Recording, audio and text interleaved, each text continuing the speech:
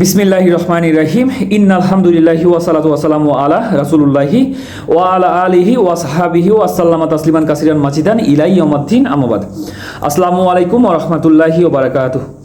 আল্লাহ তাআলা সূরা বাকারার 189 নম্বর আয়াতে বলেছেন, তারা তোমাকে নতুন চাঁদসমূহ সম্পর্কে প্রশ্ন করে। তারা তোমাকে নতুন চাঁদসমূহ সম্পর্কে প্রশ্ন করে, বলো তা মানুষের ও হজের জন্য সময় নির্ধারক। আর ভালো কাজ তো এটা নয় যে তোমরা পেছন দিক দিয়ে গৃহে প্রবেশ করবে, কিন্তু ভালো কাজ হলো যে তাকওয়া অবলম্বন করে। আর তোমরা গৃহসমূহে তার দরজা দিয়ে প্রবেশ করো এবং আল্লাহকে ভয় করো যাতে তোমরা সফল হও।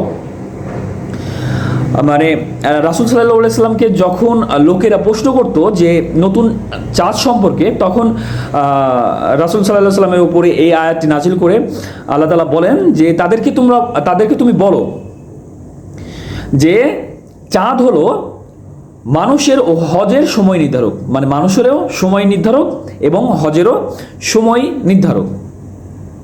তারপরে বলেছেন, আর ভালো কাজ এটা নয় যে তোমরা পেছন দিক দিয়ে গৃহে প্রবেশ করবে। কেন এই কথা বলেছে? কারণ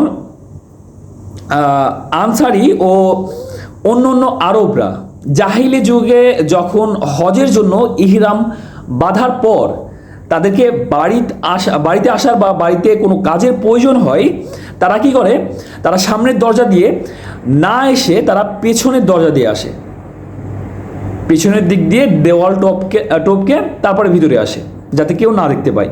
সে কারণে আল্লাহ তাআলা বলতেছে যে ভালো কাজ এটা নয় যে তোমরা পেছন দিক দিয়ে গৃহে প্রবেশ করবে। ভালো কাজ হলো কি বলছে, তাকওয়া অবলম্বন করা। আর তোমরা গৃহসমূহে তার দরজা দিয়ে প্রবেশ করো। আর তোমরা গৃহসমূহে তার দরজা দিয়ে প্রবেশ করো এবং আল্লাহকে ভয় করো যাতে তোমরা সফল কাম হও। আল্লাহ তাআলা সবাইকে বোঝার মতো তৌফিক দান করুক এবং আল্লাহ তাআলা রাসূলের মাধ্যমে যা কিছু পাঠিয়েছে তা গ্রহণ করা এবং তারপরে আমল করা তৌফিক দান করুক। সবাই ভালো থাকবেন। আল্লাহ হাফেজ।